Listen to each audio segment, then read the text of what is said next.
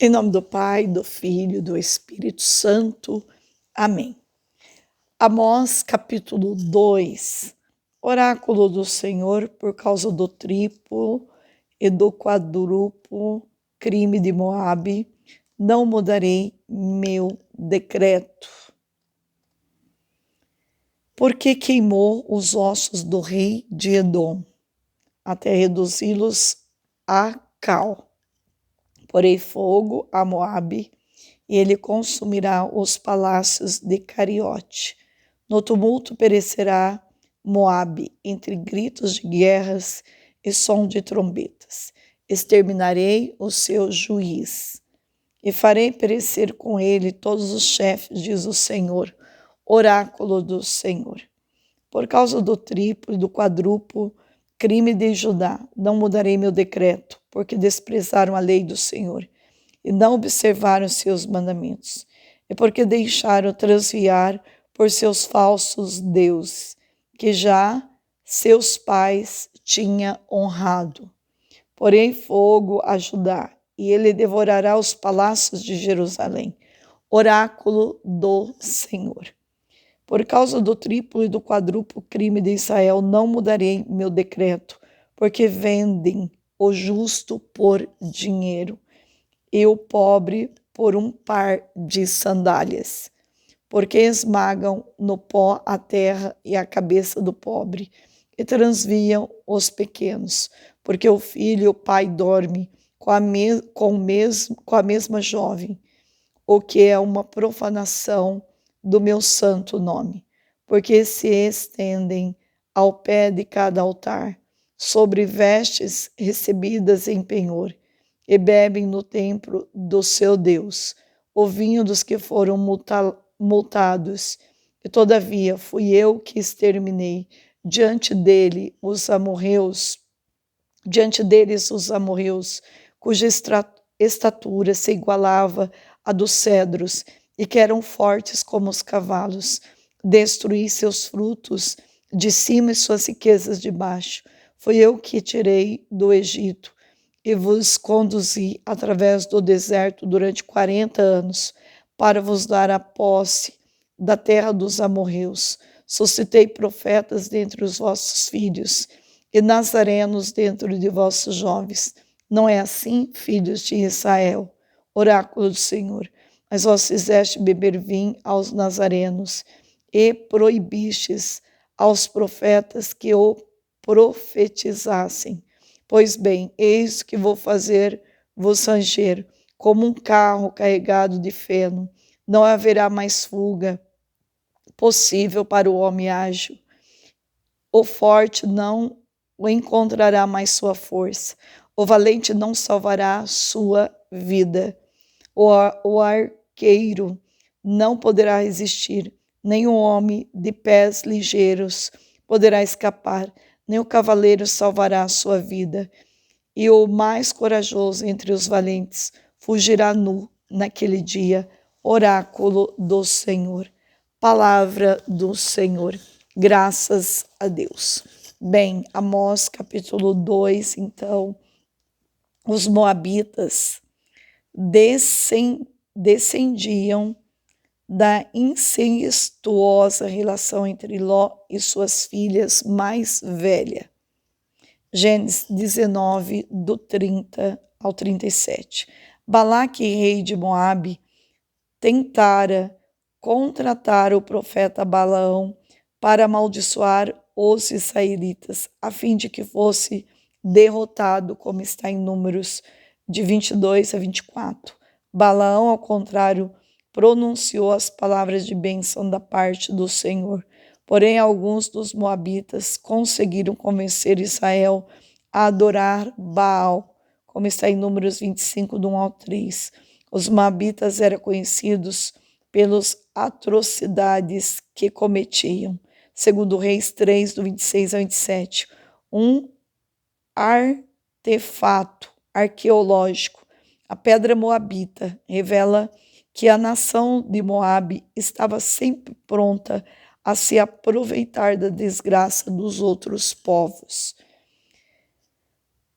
de 4 a 6, o versículo, após a morte de Salomão, Israel foi dividido. O reino do sul, Judá, foi tomado pelas tribos de Judá e Benjamim, ou governado por Roboão, filho de Salomão. As outras 10 tribos formaram o reino do norte, Israel, e seguiram a Jeroboão, que se rebelara contra Roboão. Deus castigara severamente as outras nações por causa de sua iniquidade e das atrocidades que cometiam. Mas o Senhor também prometeu castigar Israel e Judá por ignorarem a lei revelada de Deus. As outras nações eram ignorantes, mas Judá e Israel e o povo de Jeová conheciam a vontade divina. No entanto, ignoraram o Senhor e ajuntaram-se a outras nações pagãs, adoração aos ídolos. Se conhecemos a palavra de Deus e como Israel nos recusamos a obedecer-lhe, nossa culpa será maior do que daqueles que ignoram. Amós provavelmente convenceu sua audiência quando anunciou o castigo de Deus sobre as nações ímpias que circundavam Israel, mas em seguida falou contra sua própria nação, Judá, antes de enfocar a acusação que Deus tinha contra Israel. Deus condenou Israel por 5 pecados específicos. Primeiro, vender os pobres como escravos. Deuteronômio 15, do 7 a 11. Amós 8, 6. Segundo, explorar os pobres. Êxodo 23, 6. Deuteronômio 16, 19. Terceiro, praticar pecados ligados à perversão sexual. Levítico 20, 11. Quarto, fazer empréstimos com juros exorbitantes. Êxodo 22, 26 a 27, Deuteronômio 24, de 6 a 12 e o versículo 13. E quinto, adorar falsos deuses, como está em Êxodo 20, de 3 a 5. Ambos dirigia-se à classe mais abastadas. Não havia classe média no país. Somente os muito ricos e os muitos pobres, somente os muito ricos e os muitos pobres. Os ricos obedeciam aos rituais religiosos, contribuíam com dízimo extras, compareciam aos locais de adoração e ofereciam sacrifício, mas eram gananciosos, injustos e aproveitavam-se dos indefesos. Tenha certeza de que não negligenciavam os pobres enquanto frequentava a igreja. A prática suas obrigações religiosas. Deus espera que vivamos de um modo condizente com a nossa fé. Isso significa atender aqueles que passam necessidades. Os profetas frequentemente desafiavam o povo a lembrar de tudo aquilo que Deus fizera. Quando lemos uma lista como esta, ficamos admirados com o esquecimento de Israel. Mas o que os profetas diriam de nós, a lealdade anterior de Deus deveria ter convencido os israelitas a obedecer-lhe da mesma forma. O que ele já fez por nós deveria nos convencer a viver para ele. Os narizeus fizeram votos de servir a Deus.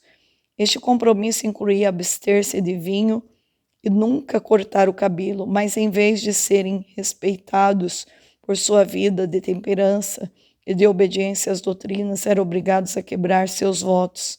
Se os nazireus se corrompessem, restaria pouca influência positiva entre os israelitas. Aquele dia, que está no versículo 16, refere-se ao momento em que a Síria atacaria Israel, destruiria Samaria e levaria o povo ao exílio. 722 a.C. Esta derrota militar aconteceu algumas décadas depois deste pronunciamento. Versículo 16, a televisão e o cinema estão repletos de imagens de pessoas que parecem não ter medo. Hoje em dia, muitas pessoas resolveram modelar suas vidas de acordo com essas imagens. Também querem ser valentes, mas Deus não se impressiona com bravatas. Ele diz até mesmo aos mais valentes: ficarão apavorados quando chegar o dia do juízo. Será que você conhece alguém que acredita ser capaz de conduzir sua vida em Deus?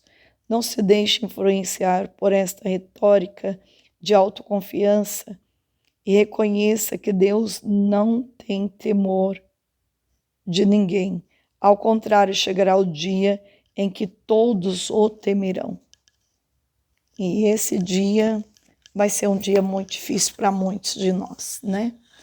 Que ainda não temos um coração rendido à vontade de Deus, ainda fazemos as coisas de um jeito muito medíocre, com muita miséria, ainda damos para Deus o resto de tudo que fazemos.